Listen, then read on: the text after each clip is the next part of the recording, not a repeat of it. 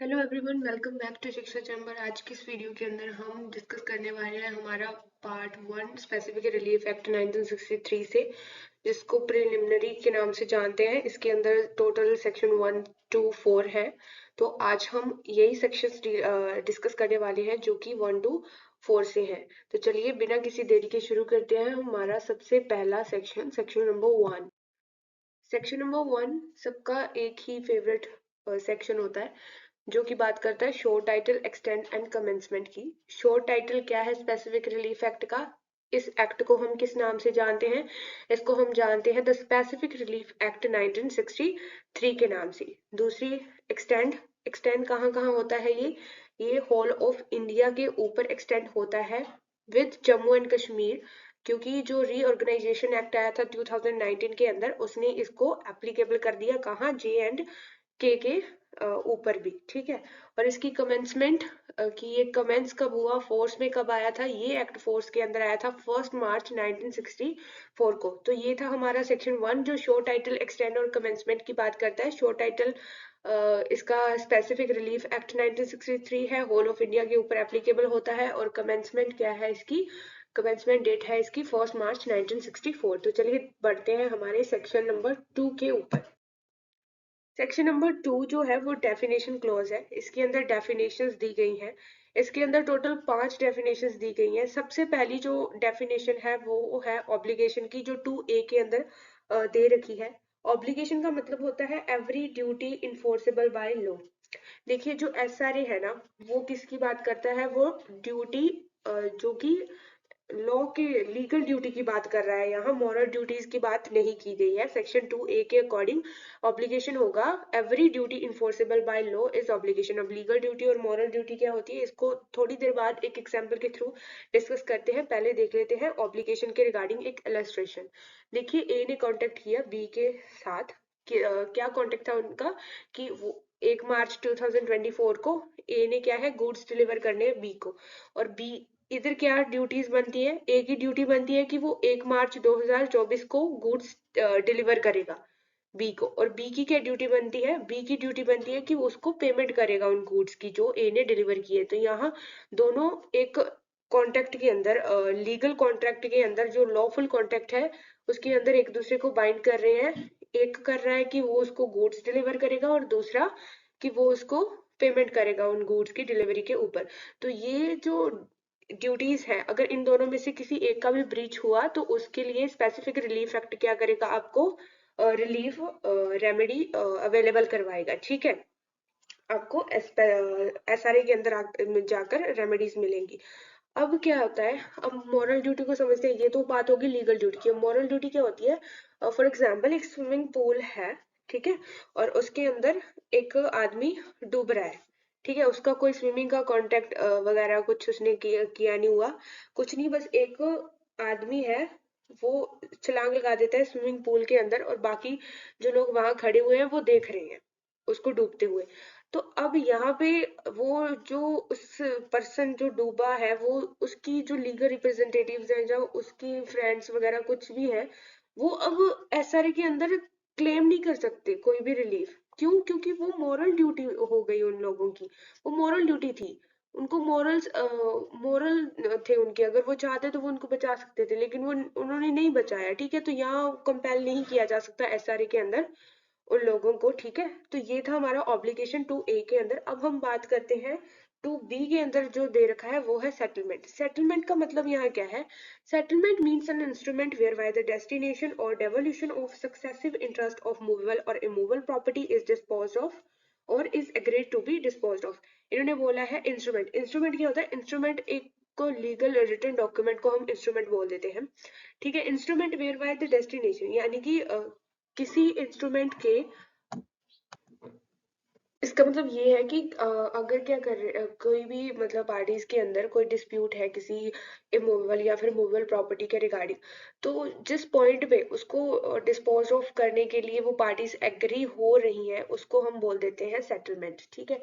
अब हम बढ़ते हैं हमारी नेक्स्ट डेफिनेशन के ऊपर, जो कि हमें दे रखी है 2C के अंदर, वो है ट्रस्ट। अब ट्रस्ट का इन्होंने एग्जैक्ट डेफिनेशन यहाँ दे नहीं रखी, इन्होंने बोला है कि आप रेफरेंस लेंगे कहाँ से, सेक्शन 3 जो इंडियन ट्रस्ट एक्ट 1882 का है, वहां से आप जो डेफिनेशन वहां दे रखी है वही सेम डेफिनेशन SRA के अंदर भी एप्लीकेबल होगी ट्रस्ट की। और इन्होंने साथ में ये भी बताया कि and includes an obligation in the nature of trust with in the meaning of chapter 9 of the act, यानी कि ये इंक्लूड करता है उन ऑब्लिगेशंस को भी जो क्या है चैप्टर 9 के अंदर दे रखी है ट्रस्ट एक्ट के। ठीक है, अब ट्रस्ट को समझ लेते हैं एक एग्जांपल के थ्रू, क्योंकि इन्होंने तो यहाँ पे हमें बोल दिया कि हम रेफर करेंगे सेक्शन 3 को। तो जनरली हम देख लेते हैं कि ट्रस्ट क्या होता है। एग्जाम्पल यहाँ पे एक ओल्ड मैन दिखाई दे रहा होगा आपको, वो क्या है, कोई ऑनर है, किसी बहुत रिच पर्सन है, वो बहुत मतलब सारी प्रॉपर्टीज का कोई एक ऑनर है, वो अब 19 ईयर्स का हो चुका है। ठीक है, अब उसको लगता है कि भाई मैं तो मरने वाला हूँ। ठीक है, अब आगे जो उसके 4 पोते पोतियां हम बोल सकते हैं, ठीक है, 4 उसके ग्रैंडसन ग्रैंड डॉटर्स है। अब वो सोच रहा है कि अभी ये छोटे हैं, ठीक है, मैं 19 ईयर्स का हो चुका हूँ, मैं मरने वाला हूँ, या मतलब कब तक जीवित रहूंगा मैं।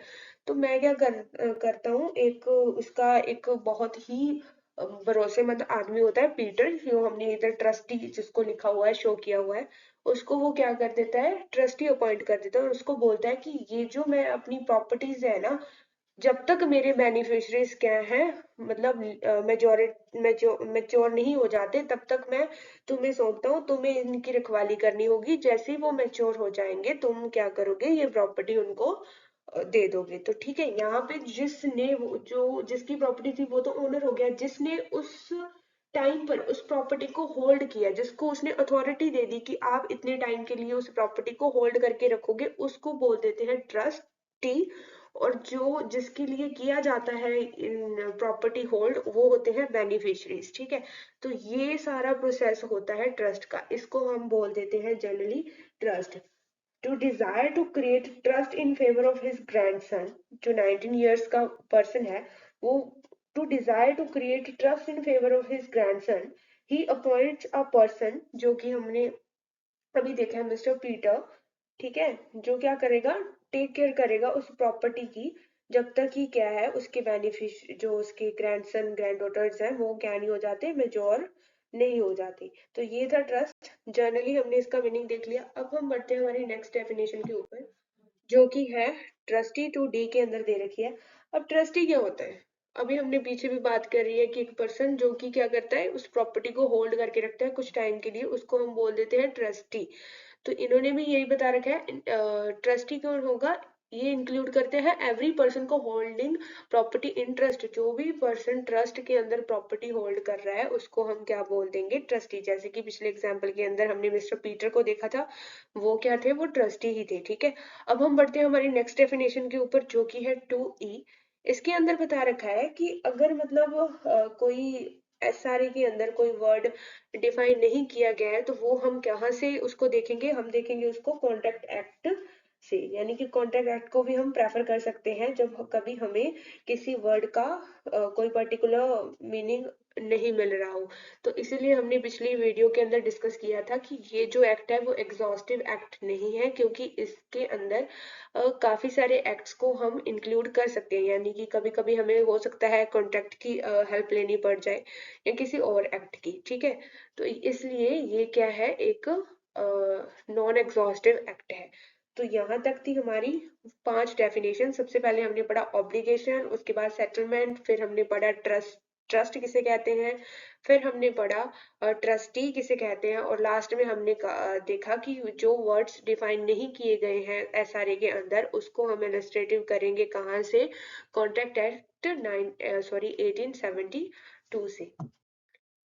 तो अब हम बढ़ते हैं हमारे सेक्शन 3 के ऊपर, जो कि एक सेविंग क्लॉज है। सेविंग, इसके अंदर क्या बता रखा है, सॉरी एक चीज मैं बताना भूल गई, जो हमारा सेटलमेंट हमने पढ़ा था, उसके अंदर एक एक्सेप्शन थी, वो थी विल और कॉडिसाइल विल को हम सेटलमेंट के अंदर इंक्लूड नहीं करते हैं, उन इंस्ट्रूमेंट्स को इंक्लूड नहीं किया जाता। विल क्या होती है, विल होती है जब कोई पर्सन क्या है अपनी मृत्यु से पहले प्रॉपर्टीज वगैरह का डिस्ट्रीब्यूशन कर जाता है, और वो कब मतलब फोर्स के अंदर आता है, जब उस इफेक्ट के अंदर, सॉरी, कब आता है जब उस पर्सन की डेथ हो जाती है, तो उसको बोलते हैं विल।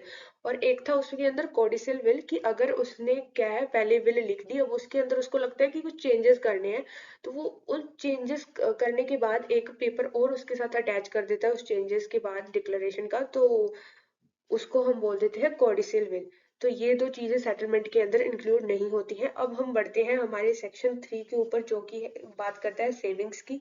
इसके अंदर क्या बता रखा है, except as otherwise provided here and nothing in this act shall be deemed. यानी कि जब तक स्पेसिफिकली कुछ चीज प्रोवाइड नहीं की गई है, तब तक यही चीजें फॉलो होंगी जो अब हम पढ़ने वाले हैं। पहला पॉइंट ये बता रहा है कि damages can not deprive to aggrieved party from the specific performance and vice versa. यानी कि इसका मतलब क्या है कि कोई भी पर्सन जो specific performance of contract claim कर रहा है, वो डैमेजेस से डिप्राइव नहीं हो सकता। और ऐसे ही अगर किसी ने डैमेजेस क्लेम कर लिए हैं, तो ऐसा नहीं है कि अब उसको स्पेसिफिक परफॉर्मेंस भी मिलेगी। स्पेसिफिक परफॉर्मेंस भी वो क्लेम कर सकता है, और क्या कर सकता है, डैमेजेस भी क्लेम कर सकता है। दोनों बातें हो सकती हैं। फर्स्ट जो क्लॉज है वो ये बात कर रहा है। अब बढ़ते हैं हमारे सेकंड पॉइंट के ऊपर, जो कि है, बोलता है कि रजिस्ट्रेशन एक्ट प्रिवेल करेगा ओवर एसआरए। कैसे? क्योंकि कभी कभी क्या होता है कि कुछ ऐसे डॉक्यूमेंट्स होते हैं, जो जैसे कि रजिस्ट्रेशन एक्ट का सेक्शन 17 लिस्ट प्रोवाइड करता है कि कुछ ऐसे डॉक्यूमेंट्स हैं जिसको क्या है, रजिस्टर्ड करवाना बहुत ज्यादा ही जरूरी है, मतलब कंपलसरी है, मैंडेटरी है कि आपको वो रजिस्टर करवाने पड़ेंगे। अगर आप नहीं करवा रहे हैं रजिस्टर्ड, और उसके बाद आप चाहते हैं कि आपको कोई मतलब ब्रीच हो गया उस चीज का, तो आप चाहते हैं कि आपको रिलीफ मिले, तो वो बोल रहे हैं कि इस केस के अंदर एसआरए अब कुछ नहीं कर सकता। आपको अगर रजिस्ट्रेशन एक्ट ने बोल रखा था कि वो चीज क्या करवानी है, रजिस्ट्री करवानी है, आपने नहीं करवाई है, तो फिर आपको सेक्शन जो 49 रजिस्ट्रेशन एक्ट का है, उसकी क्या है, कॉन्सिक्वेंसेस फेस करने पड़ेंगे। यही बात यहाँ लिखी हुई है, means the court will refuse to grant the specific performance even though it may be just and equitable to do so. यानी कि कोर्ट तब क्या कर सकता है, रिफ्यूज कर सकता है कि वो स्पेसिफिक परफॉर्मेंस मतलब देने के लिए, ठीक है। If the specific relief is claimed by the party on the basis of unregistered document। अब वही बात आ गई कि 17 के अंदर रजिस्ट्रेशन एक्ट के सेक्शन 17 के अंदर बताया हुआ था, लिस्ट जो दी गई थी वो रजिस्टर्ड डॉक्यूमेंट्स की लिस्ट है। अब आपने नहीं करवाया उनको रजिस्टर्ड, तो क्या होगा, which is required to be registered, जो कि रिक्वायर्ड थे, मैंडेटरी थे जिनको रजिस्टर्ड करवाना, then the party faced consequences of section 49 registration act. तो आपको सेक्शन 49 के कॉन्सिक्वेंसेज फेस करने पड़ेंगे। जब हम रजिस्ट्रेशन एक्ट करेंगे तो अब हम देख लेंगे सेक्शन 49 क्या बात करता है। यहाँ सिर्फ आपको इतना ही याद रखना है कि आपको कौन से सेक्शन के कॉन्सिक्वेंसेज फेस करने पड़ते हैं, सेक्शन 49 के, ठीक है। अब हम बढ़ते हैं हमारे फोर्थ सेक्शन के ऊपर, जो कि हमारा लास्ट सेक्शन है इस वीडियो का। जिस जो कि बात कर रहा है, ये बात कर रहा है कि specific relief to be granted only for enforcing individual rights and not for enforcing penal laws. यानी कि जो स्पेसिफिक रिलीफ एक्ट है वो कौन से राइट्स को इन्फोर्स करवाता है, जो कि क्या है, सिविल राइट्स है किसी पर्सन के, ना कि पीनल लॉज। अब कैसे हो सकता है, देखो, कुछ ऐसे एक्ट्स होते हैं जो प्योरली क्या है, सिविल नेचर के होते हैं, कुछ ऐसे होते हैं जो क्रिमिनल के होते हैं, और कुछ ऐसे होते हैं जो इनका दोनों तरीके का नेचर होता है, जैसे सिविल भी होता है और क्रिमिनल भी होता है। तो ऐसा नहीं बोलता है कि प्योरली जो सिविल मैटर्स है उनके लिए तो हम आपको क्या है, रिलीफ प्रोवाइड करवाएंगे करवाएंगे, लेकिन क्रिमिनल के लिए हम बिल्कुल एप्लीकेबल नहीं होंगे, मतलब स्पेसिफिक रिलीफ एक्ट एप्लीकेबल ही नहीं होता क्रिमिनल मैटर्स के ऊपर। लेकिन जो ऐसे भी कुछ एक्ट्स होते हैं ना जिनका सिविल भी नेचर होता है, क्रिमिनल भी, तो उनके लिए भी क्या होता है, स्पेसिफिक रिलीफ एक्ट प्रोवाइड करवाता है रिलीफ। अगर हम सिविल और क्रिमिनल का एग्जांपल है कि ऐसा कौन सा एक्ट है जिनका दोनों तरीके का नेचर है, तो वो है डेफामेशन। डेफामेशन अगर हम देखें तो जो हमारी आईपीसी है वो हट चुकी है, उसके अंदर हमने सेक्शन 499 देखा हुआ है, तो वो भी डेफामेशन की बात करता है, और सिविल लॉ के अंदर भी हमने पढ़ा हुआ है डेफामेशन। तो दोनों तरीके का नेचर है। तो अब ऐसा नहीं है कि क्रिमिनल ट्रायल हो चुका है उसका तो आप एसआरए के अंदर जाकर डेफामेशन के रिगार्डिंग कोई रेमेडी क्लेम नहीं कर सकते, आप कर सकते हो, ठीक है। तो ये था सेक्शन 4 तक के स्पेसिफिक रिलीफ एक्ट के सेक्शंस। प्रिलिमिनरी पार्ट यहाँ तक हमारा कंप्लीट हुआ है। अब हम नेक्स्ट लेक्चर के अंदर अपना सेकंड पार्ट शुरू करने वाले हैं स्पेसिफिक रिलीफ एक्ट का। तो वीडियो को लाइक कीजिएगा, कमेंट्स कीजिएगा अगर आपको कोई आपकी क्वेरी है जहाँ आपको कोई चीज़ समझ नहीं आ रही है या कोई आपके सजेशंस हैं तो प्लीज़ आप बिल्कुल फ्री है कमेंट सेक्शन के अंदर लिखने के लिए। और साथ में अगर आपको ये वीडियो फ्रूटफुल लगती है तो प्लीज़ इसको अपने फ्रेंड्स के साथ ज़्यादा से ज़्यादा शेयर कीजिएगा। हम मिलते हैं नेक्स्ट वीडियो के अंदर नेक्स्ट सेक्शंस के साथ, तब तक के लिए bye bye guys, take care.